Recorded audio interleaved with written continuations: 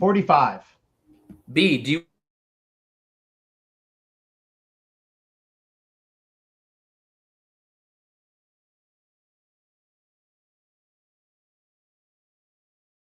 Yeah, from the desk we hit you with the hard truth. Ay. Nate, Jay, and Chris, we running the whole booth. That Honolulu blue, yeah, we bleed that. One ass cheek, 3 toes, tell them where the squad at. For the Lions, we going all in, no bluffing. This our season, man, for real. For the city, yeah, we bringing home the trophy. One pride, let's get it.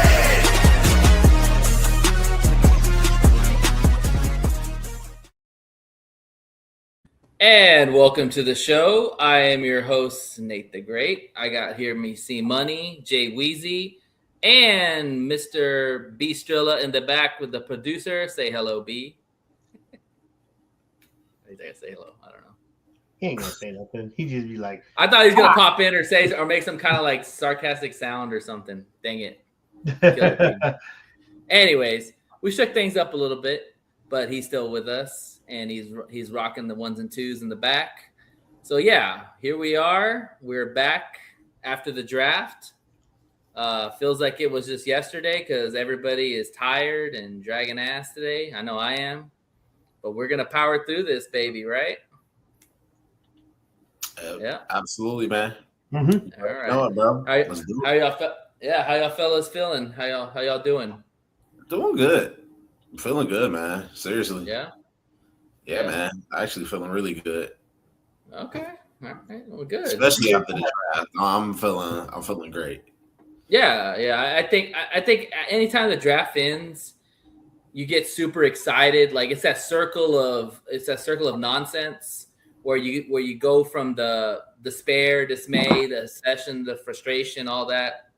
And then, oh shit, here comes the draft or free agency. Okay, we did some moves, we got some players. Okay, now I'm back on that wheel of hope and all that, and then we're gonna enter into the season, Mm-hmm. So the draft kind of brings a lot of excitement out to a lot of people for sure. Like everybody thinks their team's Super Bowl bound now, right? Hell yeah, every team. But and Chris, how you doing, boss? I'm not doing too bad. Yeah. Getting ready to purchase a house, but other than that, I'm pretty good. Oh, there you go. That's exciting. Mm-hmm. Good. Is it gonna be Honolulu blue? Fortunately, it's all white. I'm not a big white fan, but ain't much to choose from, so it can be a lot of white. Usually it's the white picket fence, not the White House. So kind of messed up there. Yeah, I know. Getting a fence is an upgrade and costs money. I don't want to do that. Yeah, that's true. I hope you got a nice power washer to wash those sides off. Yeah, like I said, I mean, it's rough. The whole neighborhood is pretty much all white, so I'm gonna blend in. But man, I hate white. But yeah, you bought a White House. Yeah, well, they're all they're all brand new, and they're all and if you buy through a construction company, you get a lower finance rate. I got you. I mean, we're talking like 4.7, not like 6 or anything like that. So there you go. Hey, that's 4.7. Yeah. That's what's up. Okay. Yeah. I do have one question. Does it have a man cave that you're gonna put all your Lions drip in there? So it's 4 bedrooms, so I will have a cave. Woo! There you go. Yes. Mm-hmm. There you go. Mm-hmm. Yep. If I ever get a house, that's my goal. Is I want to have a man cave for myself. Absolutely, and I will drip that thing out crazy with Lion stuff. Mm-hmm. I'll be hosting the show from the basement. There's no basement. They don't make basements anymore where we're at. So that's very true. And I'm mad because I love basements. But anyways. All right. We don't need to go there. All right. Moving on. Let's go ahead and get started with the draft. So let's talk about the first pick of the draft for the Lions, Mr. Blake Miller out of Clemson, right tackle. Chris, give me your thoughts on Blake Miller, and then I'll go to you, Jay. All right. So out the gate, saw a lot of Twitter. You always get that day after the draft, you get all the reactions and everything. You get a lot of people that say like, man, this was terrible. Oh my gosh, and stuff. The reason why a lot of people do that out the gate is because one, Bain was right around the corner. You probably could have traded for him, right? Who knows? But Monroe Freeling was right there for you to get. Why didn't you get him? Okay, so if you go back and you look at the tape and you look at the stats, and you look at what he is, the biggest, and I like it. I like the pick. It's not a name. It's a pick. So that's what they do. They don't go with names, obviously. You know, when we all think they're going to pick a certain guy, they don't pick that guy ever. Right. So when I go back and look at Blake Miller and Monroe Freeling are like they're nearly neck and neck. They're literally the same player. They're the same player. What pushed it over the edge is that this guy's not missed a freaking game since freaking middle school. 54 career starts. 54 career starts to Freeling 1 year. Yep. That's a big difference. Yeah, and he set the record for Clemson for like snaps, like 3,778 snaps. Like he's never like he is always healthy, which is weird because we always go after injured players. This guy does not get injured.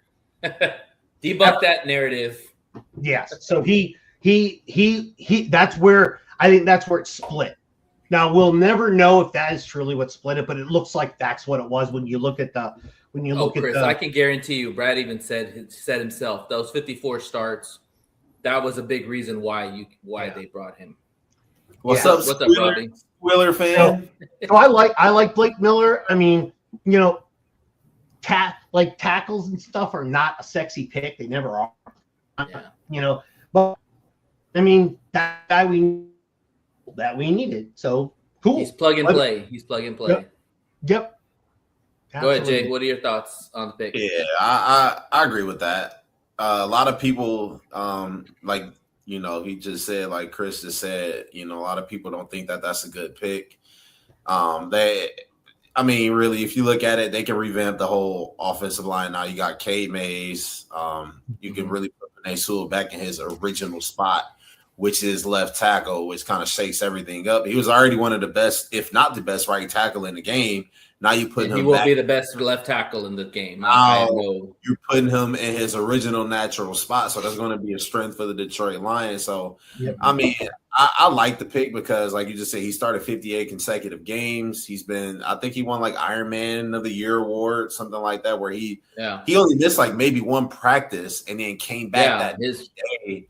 They want experience. They've made it abundantly clear that they want experience on the offensive line because that was kind of a weakness last year, and their whole game has been running the ball. If you can't run the ball, then the offense is just not going to click. So if you can't protect your quarterback and can't run the ball, things won't look good. And they made it clear that they just want to build up the offensive line. So I like it. It was a good pick. Yeah. Freeland, my man's out of Georgia. I think he might be a good tackle, but he can only play left tackle. They don't know what he would like on the right side, and you don't want to take that gamble with someone who you're not really for sure on. So, I like the pick. I ain't have a problem with it at all. Yep. Yeah. So a couple of tidbits about Blake Miller. I do agree that his experience definitely trumped over Monroe Freeland. Mm-hmm. Monroe Freeland played one season to where Blake literally played almost all 4 years, which is impressive. Mm-hmm. And if you talk about durability, you want your big uglies up front to be durable because they're the ones that are going to have the most pounding from the defensive lines and the cuts and the blocks and all that. So you want your guys coming in already healthy. Also, too, the reason why we didn't take Monroe Freeland is because they were planning on moving Penei to the left tackle.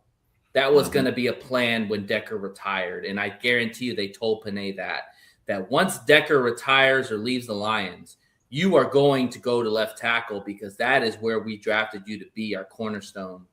And he's only 25 years old, and he is now going to be our left tackle, and you don't blink a minute. Like, he's going to hold down that spot for the next 10 to 15 years, probably as long as Trent Williams is playing right now. Like, he's that good or better. So that's why you get a guy like Blake Miller who has played right tackle, understands the position, and he's plug and play, and the thing is they don't have to rush him onto the field. You could go with Larry Borum if you feel confident with Larry Borum, Or if he wins out the outright job, then that's great. That Larry Bourne becomes your swing tackle and you're good. A funny story about, I don't know if y'all heard this, but how Blake Miller became right tackle is, I don't know if it was Pee Wee or if it was junior high or middle school. He was trying out for football, and the left tackle position was so freaking long. He said, "You know what? I'm going to go to the right tackle and go in this line because it's shorter." And here you are. Now you use your draft pick at the number 1 pick for the Lions. Isn't that crazy how things work like that? Yeah, absolutely. So absolutely. real quick before we move to Derek Moore, does he start game 1? Yes or no? Yes, absolutely. No doubt about it. He starts game 1 for sure. I really want to agree with Jay. I really do. Hey, give your other opinion. That's fine. There's okay. So the opinion has backup material to it, but it's always a what if. Every draft pick's always a what if. Sure, he absolutely should be the starting day 1 right tackle. Mm-hmm. You hit that, but when you go to hit that that freaking camp and everything, I know he's going to go balls to the wall. Like, I mean, he's going to play well.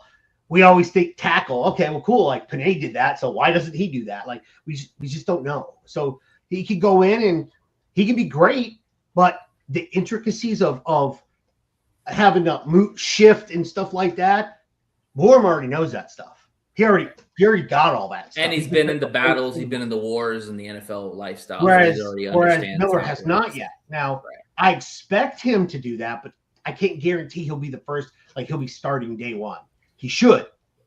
Can't guarantee it just because you got that insurance with Bourne.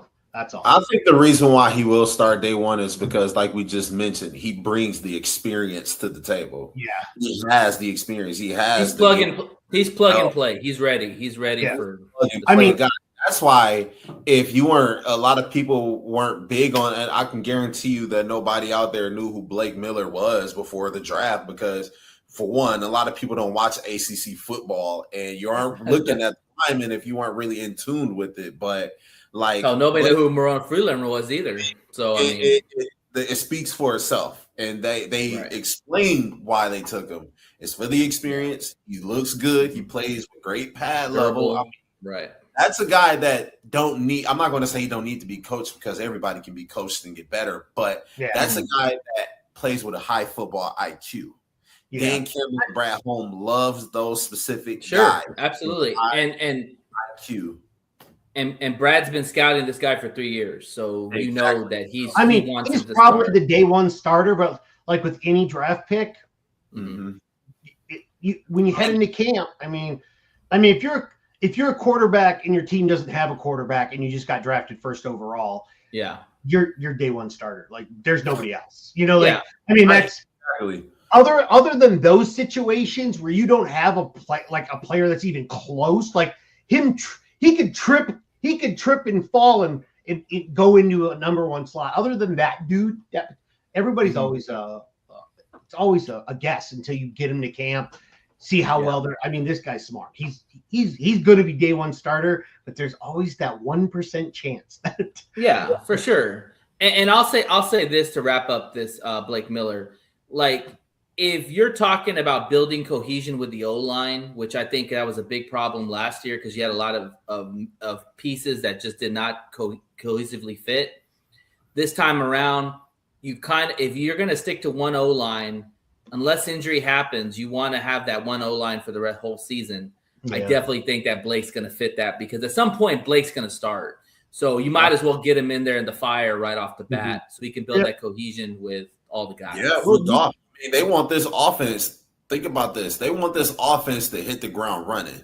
Yeah, they want to be able to protect Pacheco. Yeah. They want to be able to protect Jahmyr Gibbs. But also Cade Mays. Cade Mays, you got him there that you got to fit him in that same thing. You know. While I mean, we know obviously he's better than Glasgow. Like he brings a lot of experience to the table too. So. You want some most experienced guys in and who's going to protect your quarterback the best. You don't want to play with a lot of moving pieces on the offensive line because, like last season, like B said, this offensive line, this team is going to go as far as the offensive line takes them. I believe that's case again this year too. So Absolutely. I think Blake Miller started him off at right tackle. Instant upgrade for your offense. Just saying. I agree, man. Well said. All right. Breaking news. The second pick of the draft was a defensive end. Hallelujah. And he happened to come from Michigan. So, Jay, I'm going to kick it off to you. Tell me about Derek Moore. First team Big Ten who forced the most sacks. Now, 4 sacks is something different, obviously, than getting sacks. He had 10 total sacks last season, but he forced the most sacks. So basically he put other people like Jason Barham, offensive linemen not offensive linemen, but defensive linemen like Rashawn Benny, all of those guys to be able to put pressure on the quarterback and get the sack. Derek Moore is a national champion. He played on a national championship team, no matter how people feel about it. He brings a certain element to the game to where you can line them up on third or second, even obvious passing downs to bring heat on the quarterback. Now, a lot of people were upset, including me, that they didn't go out and get Ruben Bain, but Derek Moore doesn't have to be a Ruben Bain type player. He just has to play his game. Put heat on the quarterback, draw double teams when you can, and just complete your assignment. He don't need to set the edge. We didn't need a guy like that. I mean, really, let's be honest. With the Detroit Lions playing like they did last year, ranking bottom half when it came to allowing quarterbacks to have time in the pocket, they needed to get better on the defensive line. Yes, he does set the edge well. That's a good thing about him. He is a good thing. The edge they just picked up. Wantham. DJ Wantham. Yes. And you got Hassanin, Aiden Hutchinson. Those were the only 3 defensive ends you had going into the season. They clearly needed another guy. Derek Moore was a great pick. Okay. I'm just saying, I don't want to be the homer of the group, but no, I mean, if you're gonna kick a player from Michigan, the state of Michigan, it might as well be a Wolverine, right? Yeah, Derek Moore, he's a good player. You ask any Michigan fan, you ask anybody. Like I said, he was first team Big Ten by coaches in the Big Ten. He was named first team Big Ten. No, I watched this tape, man. I was very impressed. Good burst off the middle, good strength, good push in the pocket, good burst in the getting to the quarterback. You know, he's a disruptor. It's one thing that I always pay attention to as a former defensive lineman myself. It's one thing that I always pay attention to, and that's the first step. The first step, how you get off the ball. How fast are you able to get off of the block, be able to shed your block? Derek Moore was elite at that. Now, I'm not saying he's going to be a double-digit 10, 15 sacks a year. I'm not saying that he's going to do that, especially as a rookie. But he's going to bring a lot of attention to help Aiden Hutchinson and other people on that defensive line. Well, we don't need him to be a star. We need him to come in with at least 10 sacks a game. I mean, a season. Just to kind of complement Aiden, because Aiden is our star. So yeah, exactly. Chris. And so, Derek Moore, that pick was great. Okay. Seriously, Chris, what are your thoughts? I like the pick. I've been wanting an edge rusher for a while. I think everybody and their mother has wanted one. Yeah. The bonus was that he went to Michigan. So that's just everybody's happy that he went to Michigan. So I could care, because once you get drafted, I could care less where you went to college at. It doesn't really matter to me. But it's cool. That's great. I mean, we traded up a few to get him, which is cool. It looks like they were eyeing him. I think, and there was a lot of talk that the next pick, the coordinator or whatnot was in Michigan. The Ravens head coach. Mentor. That's it. Yeah. He was connected, and he was like, I don't want. He was for sure going to take him because he took Zion Young because Moore was off the board. He would have took his boy Moore. Yeah. I almost guarantee you. I put all my life savings on that. $1's not much. That's just Brad. That's just Brad being Brad, man. Brad's got this second sense about himself that he knows, like, hey, I got to make these moves because something's coming down the pipeline. Remember Gibbs? Yeah. Nobody was going to take Gibbs. Yeah, that was not true. A lot of teams wanted Gibbs. Yep. So he knows stuff, he hears stuff, and he makes the move. So yep. So also I'd like to add to that. So in terms of your shedding blocks thing, so I looked at a lot. I was looking at a lot of not stats. I was looking at a lot of scouting reports Mm-hmm. So he's great at the bull rush, just like Aiden was. Of course, he needs to develop that, but he needs to develop better techniques, which I think a lot of players another move or something like that, right? However, when he does not win with the bull rush, he cannot shed his blocks. He has problems going down the line, so he ends up staying engaged too long. So they'll get him off of that. He'll be able to. They'll be able to teach him to get off that. Casey will work with him on that. Yeah, shed and go. Most of his stuff that's a weakness is teachable. Almost everything that he has is teachable. So it's good. I like it as long as he's willing player to learn. We got our edge, man. We got our book. Yeah. And he's from Michigan, so now you got 2 Michigan ends that are going to rock your defense. Like, that's exciting stuff. Watch and see what he brings. He brings a lot of speed. When he, like I said, that first step off of the line of scrimmage is pivotal, because if you are predictable to the tackle or wherever you're blitzing over the guard or whatever the case may be, that's what make people like TJ Watt, Micah Parsons, Garrett and them so elite. Not only their power and able to get off the bull rush, but it's how the first step. You know what I mean? It's the footwork. It's all in the footwork. How you use your hands. Derek Moore was good at that last season. And B was telling us last week or a couple of weeks ago, he's like, man, I'm not a really big fan of Jason Barham because he's good, but he's not Derek Moore. Jason Barham, I don't want to take anything away from him because I like the kid. But he was a byproduct of how good that defensive line was, how good the other guy on the other side of him was. He was drawing a lot of double teams, which freed someone up, which happened to be Jason Barham. And I think that's going to happen with the Detroit Lions. So a couple of pointers with Moore that I just want to highlight. First off, edge setter. He does set the edge. I watched some of his tape. He's really good at pushing the runner to the sidelines, which is great when you have a guy like Jack Campbell to come in there and just obliterate the situation. So he's a good edge setter right there. Second of all, if you watch DJ Wantham's tape, it's very similar to Derek Moore's. They're almost carbon copies of each other, which makes me think that because Wantham was only a 1-year deal, that more likely he'll probably start over Moore, but you're going to see a lot of Moore. And then Moore is going to be the future other side in. As long as he can set the edge, he's going to be that guy opposite of Aiden. Hey, I have a question for Derek Moore. Sorry, it popped into my head. No, you're good. You're good. Go ahead. So, Jay, here's a question for you about Derek Moore. Okay, so he's a little light in the tail feather in terms of weight. Would you be willing for him to gain weight to reduce, but therefore it reduces his speed? Because his power, well, if you add like 15, 20 pounds of weight, it'll make him a lot better. I'd much rather have the power to push the pocket. Or would you rather have him continue with the weight he has and keep his speed? It depends on how the Detroit Lions want to use him. I personally wouldn't want that.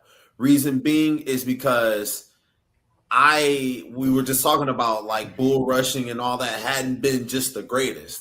His strength is being that speed kind of guy off the edge who can really just beat his assignment based off of the speed. That's what he was really good at doing. But I mean, if the Lions want to use him that way and they feel like that can benefit him, I mean, I'm not going to be opposed to it. I'm not the biggest fan of it, but I wouldn't oppose it. Well, Aiden's going to get to the quarterback almost every damn time. He's either going to miss or he's going to sack. Like we see Aiden all the time right by the quarterback. So he's going to get there. So if he can have somewhat of a bull rush, he pushes that tackle into the quarterback. That's going to give Aiden so many sacks, or it's going to give him more opportunity to get sacks himself because he's going to have that power. Because that's what they wanted from Davenport. They wanted that from Pascal.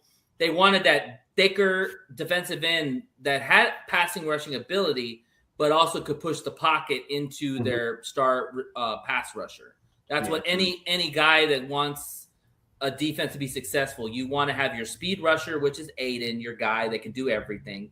And then you want to have your complementary rusher that can push that pocket and allow those easier sacks. So I think it's going to be a little bit of both. I think they'll bulk him up a little bit, but they don't want to lose some of that speed because he does have good burst, and you want to take advantage of those opportunities. The fact that he's an edge setter, he very well, if he balls out early in the process, he very well could outseed Wantham. I'll say that right now. I definitely think he can. And I mean, I know this is a bit of a stretch here, but I want it to be something like Fisk and what's his name kind of situation over in LA. I know he's obviously not on that level, obviously, but what I'm saying is I kind of want it to be that way. You see how one complements the other? They're like yin and yang, like those two right there are like great. They don't have the biggest names, but they're so efficient. That's how I kind of want it to be like. And I think Derek Moore can really bring that type of energy to the Lions. I would also say like Will Anderson and Danielle Hunter. Will Anderson's your speed rusher. Danielle Hunter is more of your bigger defensive end that has good speed, but he's also got a lot of power to his game. So he pushes the sacks for Will to get. So that's why he was so effective. Same thing with Will Anderson is just a monster. Right. But Muhammad was the same way last year for Aiden. Muhammad, when he won his battles, he pushed the pocket for Aiden to get all those sacks. So that's exactly what they want from Moore. But just to wrap up the second pick, he's been coached by probably three of the best defensive coordinators in the game: Wink Martindale, Jesse Minter, and Mike McDonald. Two of them are head coaches in the NFL. That's all you need to know. So he's got good tutelage, and he's going to be coached by Shep, who we all see is going to be a good defensive coordinator in the future, or is getting there. So I'm excited where he's going to be. He doesn't have to be rushed because, like I said, we have Wantham to start with, but he's going to be in the rotation, no doubt. So. Oh, yeah, absolutely. Absolutely. All right, let's move on to the third pick. Jimmy Roeder. I'll go back to you on this one, Jay. Give me your thoughts on Jimmy Roeder. I have a question for the both of you. Kind of a controversial pick for a lot of people. I got a question for both of you guys. Nate, you probably won't know this. Chris, you're a Michigan fan, right? Oh my goodness. Okay. I bleed green and white, baby. Green and white. Man, but he watches Michigan. But go ahead. I'm sorry for that, man. I'm so sorry. But anyways, who was the leading tackler on Michigan's defense last season? Roeder. Oh, I'd have to check the stats on that. I don't follow This guy right here, Jimmy Roeder. Okay. And he's gotten gradually better over time. Now, is he Jack Campbell? Absolutely not. But no one is. He is a great sideline-to-sideline tackler. He makes good open field tackles. Now, he's not good in coverage. I will say that. He's not good in coverage, but he can definitely get to the ball and make tackles. He's very agile. Those non-coverage linebackers, I'll tell you that. Yeah, he's very agile. And, I mean, he can move. So, I like this pick as well. Now, I'm not going to say put him up against Tucker Kraft or TJ Hawkinson because it won't be good for him. I mean, he's going to get burnt every single time. He needs to get better in coverage. But when it comes to running and being able to get to the ball, like sideline. He's got good size. He's 6'3", 2 something, right? Like he's about as big as Jack, but just Jack is more Jack. He like I mean, I actually like that pick too. That is going to be a sneaky, solid, good pick right there. If he can just be somewhat average to above average when it comes to how's it going? If he can be average to just slightly above average in the pass coverage, he'd be really good. But I mean, his pass coverage is horrible. It's not really that good. That's not something we want to hear from a linebacker's position, but go ahead, Chris. All right. I hate Michigan. No, I'm just kidding. I don't hate nobody. I don't hate Hate's already started. Jesus. No, he's a Detroit Lion. He's not a Michigan player anymore. So exactly. Okay, so I'll go with the worst first. Okay, so this was the biggest thing, and I'll ask you, Jay. Who was their other linebacker? Yeah, sorry, I could. Yeah, who was House? Okay, so here's the thing. This was the biggest deal because their biggest question mark is he only has 11 career starts across 4 seasons. Mm-hmm. And he's been injured. I would ask you why that is, because that is a big deal. So, I'm in Pennsylvania. Who cares? It's Pennsylvania. He's Penn State. Probably. I don't know. Maybe Penn State? That's even worse. Who's a Penn State fan? No, I'm saying he's from Pennsylvania. He might Penn State. But go ahead. Go ahead. Don't get caught up. Come on. No, I asked Jay what the big deal was. Yeah, why didn't he play more? Because he's been dealing with injuries. He's had injuries in this past. He's definitely had a couple of injuries. Okay. Whatever, Robbie. and that kind of kept him sidelined. That's one thing that he definitely dealt with. He's definitely dealt with some injuries, so that's iffy too. Okay. I mean, his tape isn't bad. Good. He's got a good tape. Yeah. Mm-hmm. My question with him is, where does he fit within the Lions linebacking core? Because if we look at the linebacking core real quick, Jack is your star. That's for sure. He's your do-it-all linebacker. Barnes is hopefully going to take the next step in his progression now that Alex is gone. Rodrigo is projected to probably be the third linebacker because he's had starting ability. And then you've got Roeder and you've got Damian Clark they got from the Texans. And so where does he fit in that rotation? Like right now, Rodrigo, or could he be that right now? I do think he is competing with Rodrigo for a spot.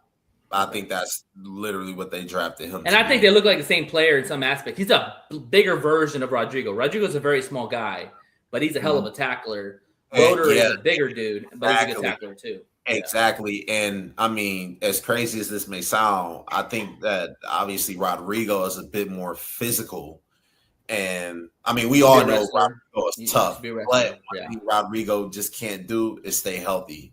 And once he had that ACL injury, he just hasn't been the same person that we really and he's not good in coverage like Roeder is either. So it's going to be whoever plays better coverage will probably see the field.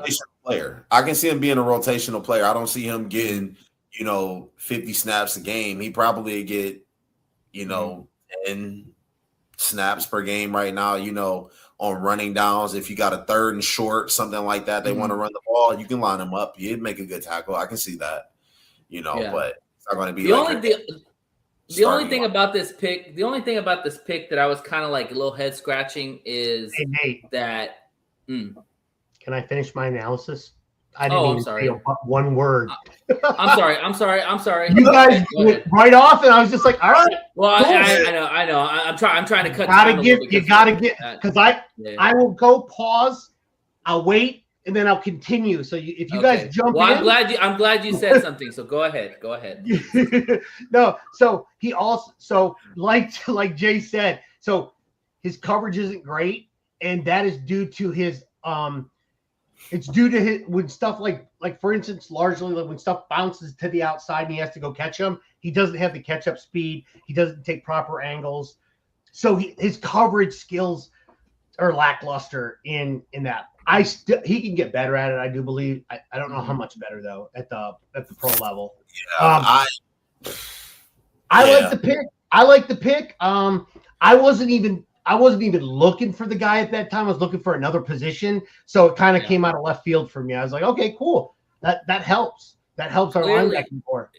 Yeah, clearly they felt that they needed to address somebody in the linebacking room. They needed to have another body in there along with Rodrigo and Damian Clark. Mm-hmm. So I'm okay with it. I was a little head scratching in the moment because I hadn't seen him. Like, he didn't pop off the tape for me a lot. But I didn't watch a lot of Michigan football, so it's understandable, that I kind of didn't see it. But also, too, I was a big fan of Sutton from Penn State, the big-ass defensive end, the 6'6" guy. I really wanted to get him and more.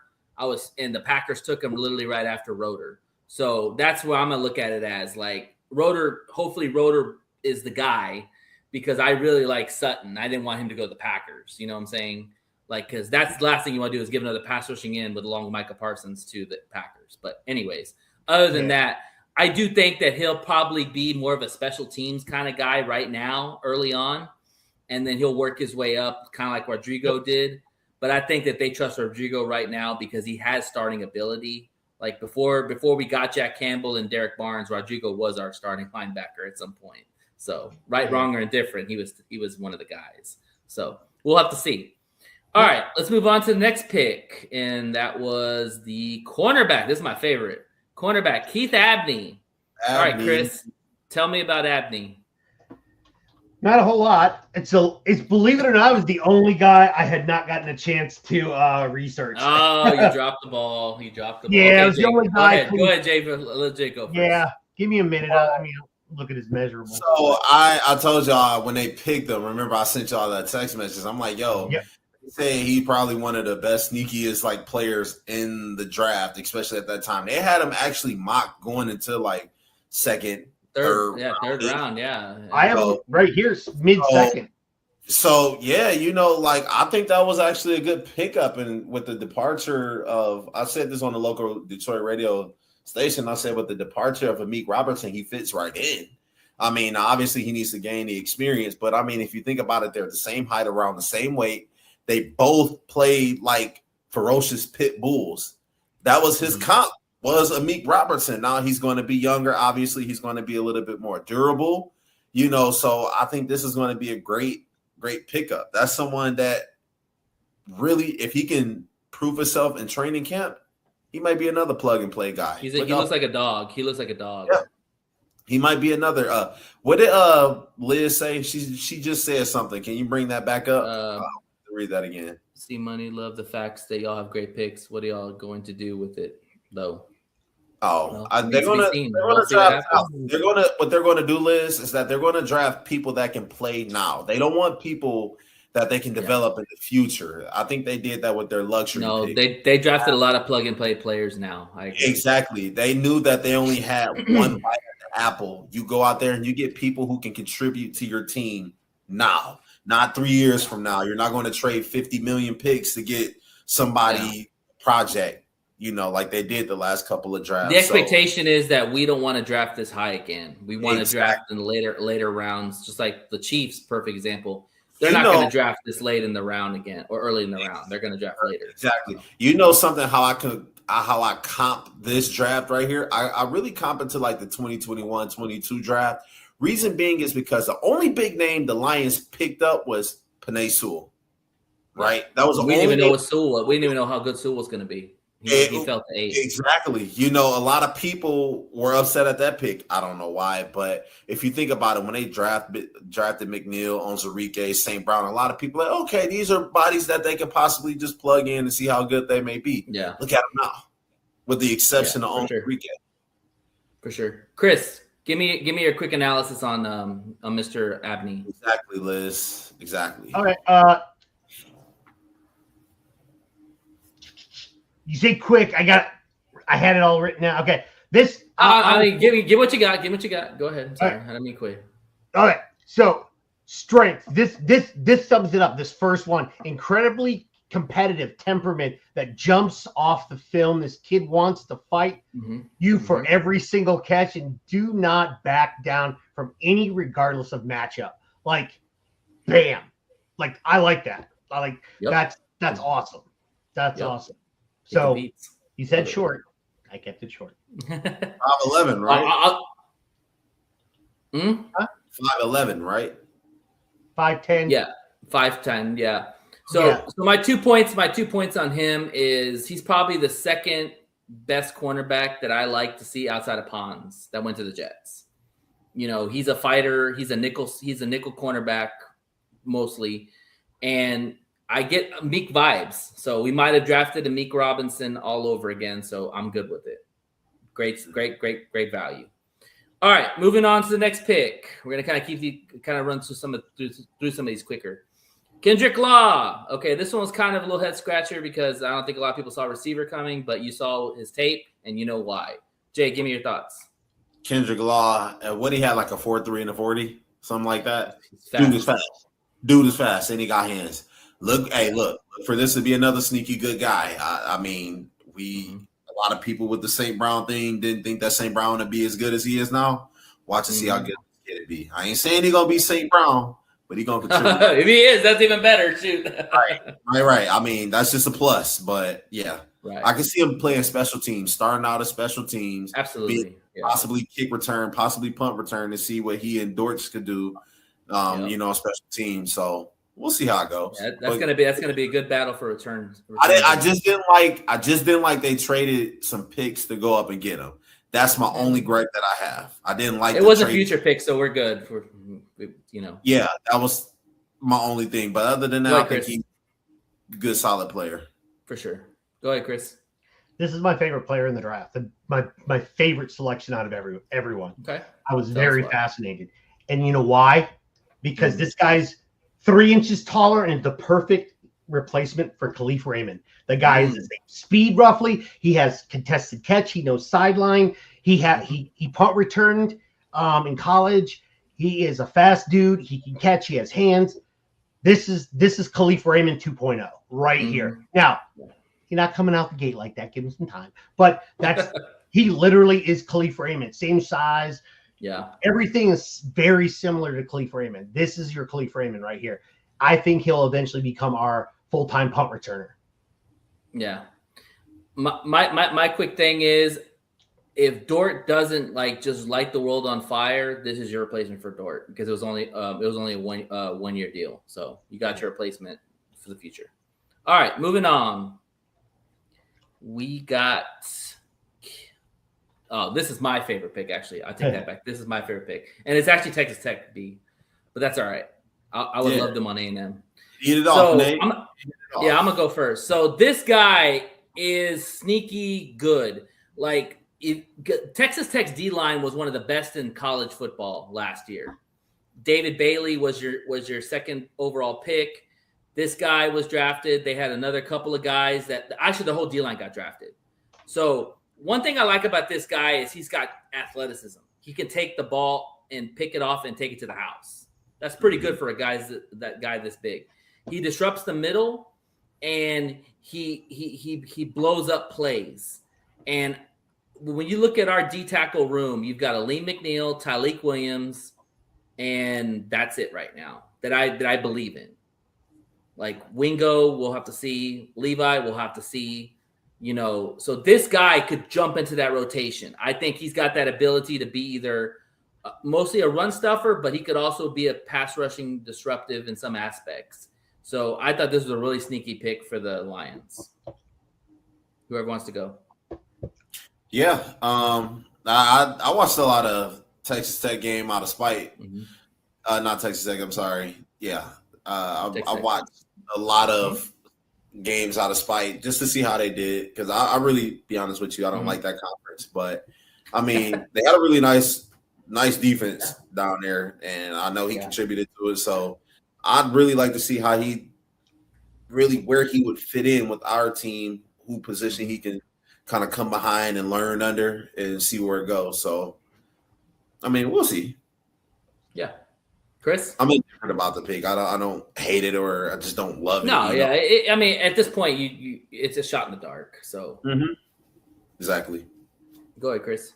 So, I mean, once you get into these later rounds, I'm not as big on measurables and stuff like that. What can you give me at the end of the day is what I'm looking for. What is your possibilities? Now, I mean, if he was 4 or 5 inches taller and probably 15, 20 pounds heavier, he'd probably got drafted higher. Yeah. He'd have been a second round pick. Absolutely. For sure. Yeah. So this guy, he's very small and very light in the I mean, he's 280, 6'1". That's the lower 5% in all of drafts ever in history. Yeah. He can get up the middle, man. He can blow up plays. That's what I like to see. He's very disruptive. So and he is both very good at pass rush and run defense. His tackling has a lot to be desired. And believe it or not, the player comparison that they had matched him up with, Mekhi Wingo. Oh, really? Yep. So I would say Go ahead. Go ahead, Jay. I was going to ask, it's something just clicked in my mind when you said that, with the later draft picks and stuff like that. What are the odds that some of these players, even when we get this deep into the draft, when we talk about round 5 picks, being able to make the team with some of the departures we had last season? I think this guy's got a really good chance of making rotation. I really do, because it's very thin right now. I really do think that with this Detroit Lions mindset, that they drafted people that they needed to come in, and not necessarily be starters. Obviously, we got those, but to be that depth, those rotational players that can make an impact. Because I mean, if you look at the D line, can anyone name anyone outside of Aleem McNeil, Tyleek Williams, Aiden Hutchinson, and Wardham that was on the defensive line? Yeah. You know, look how many defensive linemen they took in this draft. Yeah, exactly. Also, we're about to talk. Yeah, I was just gonna say really quick. Also, with Alex Anzalone being gone, I mean, Jim Roller. So, I mean, I just wonder how many of these people will make. There are going to be some good battles, that's for sure. There are a lot of good camp battles that I'm going to be interested in watching. All right, let's get to the last pick, Mr. West out of Tennessee. And there was kind of a question about this: is he D tackle? Is he DN? So from what I understand, they're probably going to play him at end because he's listed as in on the depth chart, but he could probably play inside if he wanted to. He's a very versatile piece. So, Chris, I'll go to you first.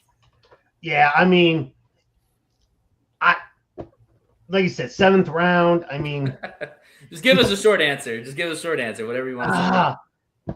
He's good. I mean, good luck. That's all I can say. Okay. There you go. Good luck, buddy. That's about as good as you get right there. I mean, his run defense sucks. His tackling sucks. I mean, his pass rush is really good. There you go. Maybe he's just a specialist in the pass rush. Maybe he's like a James Houston type. He's a smaller guy. Yeah. That was what I told you early on. Jay, what do you think? I mean, I really don't know too much about him. I'm gonna be honest with you. But when they first made the pick, it said DN. When they drafted and announced his name, it said D at the end of his name. So I'm wondering how they're going to use him and where would he fit in, because type of defense will you run if you're having him as a defensive end line up, inside the other ends. I just want to know the type of defense you're running and how you'll use them. I mean, it's going to be interesting to see. Yeah, I think situational pass rusher is probably the best way to describe this guy. If he makes the team. So, we'll go from there and see. All right. Well, that wraps up all our draft picks. So, hey, we feel good about this. We're not going to do a grade. We're just going to say, hey, it was a solid grade. And there's 9. Yeah, we got to figure out like who all the 9 were. But solid grade. I'm happy. You got plug-in players. You feel like things are looking up, and we'll have to see what happens in the camp. But let's move on to UDFAs, because the Lions are always big about UDFAs. So everybody's got a UDFA that they think could be a possible starter or jump into the 53-man roster. So we'll go. I think both you and Chris both have Lucas, right? Yeah. Okay, so let's talk about Lucas real quick. Yeah, I it's something about that guy that I like, because last year when they played Michigan, I mean, he was in that backfield quite often. So, that kind of just showed me that he can get in the backfield, especially, I mean, even though Michigan wasn't really that good last season, and when they played great talent, they kind of fell apart. One thing you can say about Michigan is that their offensive line is always stout. Their offensive line is always physical. And for Bryce Underwood to be under as much duress as he was against USC showed me that defensive line really knew what the hell they were doing, and Anthony Lucas contributed to that. He's got good bursts. I've seen some of his tape. He's got good bursts, which is good. He's little. He's 194 pounds. Didn't know that he was. Holy hell. Didn't know he was that. No, he's 256. I was about to say, damn, that's a small guy. He's 256. Johnson's bigger than that guy. But no. Yeah, I was just thinking like, I didn't know he was that little. But one thing I say is that'll be a guy, an undrafted free agent, that I would not be surprised if he made the team. Yeah, and there's plenty of room to do it. Chris, what do you think? Okay, so this, and I'll make it real quick because I love this guy too as well. He's got he was on this draft channel that I use B uses the same thing. This guy was slated for the 4th round. So I'm like injury issues. You think he dropped? Maybe. I mean, he's He's 72% in run defense, 81 in pass or rush. production. Maybe production wasn't there. Sacks. So far I haven't been able to find anything. He doesn't have a lot of he didn't go to the combine or anything, and he didn't do a pro day from what I get. So I don't see a lot of like he runs a 4.83 or something like that in the 40, but that was done some other time. So yeah, I mean, he has a below average burst off the snap. That's it. I don't know. Damn, you look faster on tape, but that's career slow. sack total sits just under 3 across 1,000 defensive snaps. So maybe he doesn't get to the pass rusher fast enough. Yeah. Maybe that's it, but durability is a question. He had a season-ending low leg injury in 2024. So other than that, I love the guy though. I think he's going to be a steal. He's like a Terminator. When I say that, no, not Will Anderson. What I'm saying is that he's a fucking force. Now, while he isn't getting the sacks and you don't see the sack pile up, you see how he handles his assignments in front of him. Yeah, that's a dude right there. Like I said, if he make the team, I wouldn't be surprised. He's got an opportunity. I think that they definitely could do some more. He went undrafted. I really couldn't tell. He's listed on here on this website as a edge rusher, DN. Okay. So he probably can play inside and outside. Yeah. All right, let me get to my guy, and then we'll wrap up. Luke Altmaier, the quarterback from Illinois to Ole Miss. Thank you. Listen, real quick. He kind of reminds me a little of Kirk Cousins. He doesn't have the strongest arm. He's accurate in the intermediates. He had 23 touchdowns, 5 interceptions in his last year. He's played almost his whole season, his whole career at Illinois. He's just a backup. I'm not screaming anything more about this guy. Listen, Teddy Bridgewater is 33 years old. You're probably not going to have him next year. This is a guy you develop to be Jared Goff's backup going forward, and the guy can move. He had 700 yards last year as a quarterback running. That's impressive for a guy who doesn't look like he runs. 700 yards. So that's my guy. Any quick thoughts on that? Yeah, no, Luke Altmaier. I've seen him play, and I think he's really because good. he's the Big Ten. Yeah, he's really good. I mean, last year he beat not this year obviously, but last season the 24-25 season. I seen him beat Michigan. I seen what he was capable of doing. Yeah. I seen him run all over teams and be able to make precise throws. Now, while he's not throwing 400 or 500 yards a game like people want to see quarterbacks do, I mean, he makes precise throws. What was his completion? 62 or something like that. 62, it's pretty good. On an average, not elite, kind of average where you can actually see him make, nice throws. Now he do put the ball in harm's way sometime because I don't think he has the strength. That was one of the knocks he had. Yeah, he doesn't have a lot of arm strength. But I'm telling you, he makes precise throws. So he's an intermediate thrower. We'll see how Chris, he do. What do you think? Yeah, Chris. What do you think? I mean, he has a small body, small frame, but he's got a very accurate deep ball. But his short stuff is lackluster. He fumbles a little bit more than you need him to because he has small hands, very small hands. But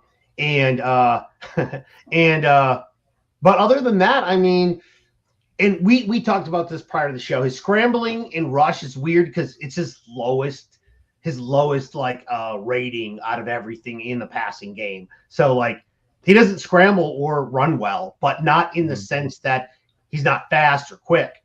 I think he may use it as a crutch, and that could be considered. Yeah, it's possible. J-Train, I don't know anything about this guy. Do y'all know anything about this real quick? Michael Heidemann out of Central Michigan. Yeah, I know a little something about him. I heard buzz about him. I've seen him in the game. I mean, he looks good. He looks solid. I think he'd be a nice player, I mean, 10 sacks and 16 TFLs are pretty good numbers. Yeah, a lot of people, when they come to MAC schools, they don't, for some odd reason, they don't get the respect that they deserve.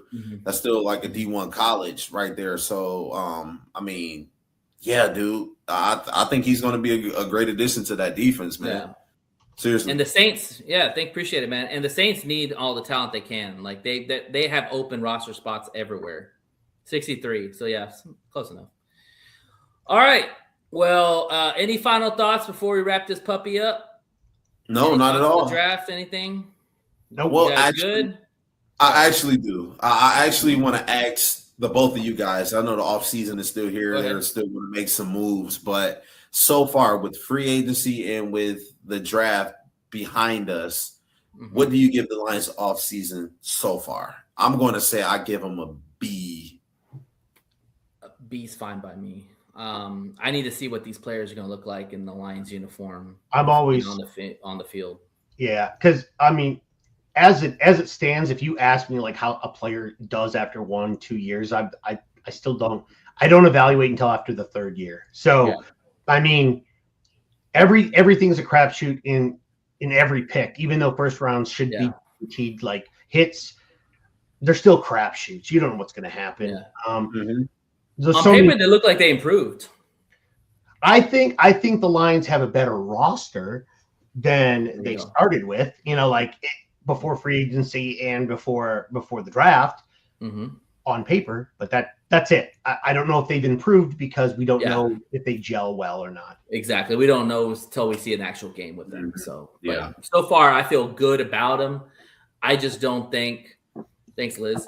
I just don't think that, and I'll say this real quick. We're not a Super Bowl roster yet. I think we still need to maybe have another year of a great draft, and then we could have a conversation. And these players, at least the first 4 draft picks has to step up and actually. Yeah, they got to be impactful for sure. Yes. All right. Well, y'all, thank you for tuning to the show. Please like and subscribe. One Ass Cheek and 3 Toes on YouTube. Check us out.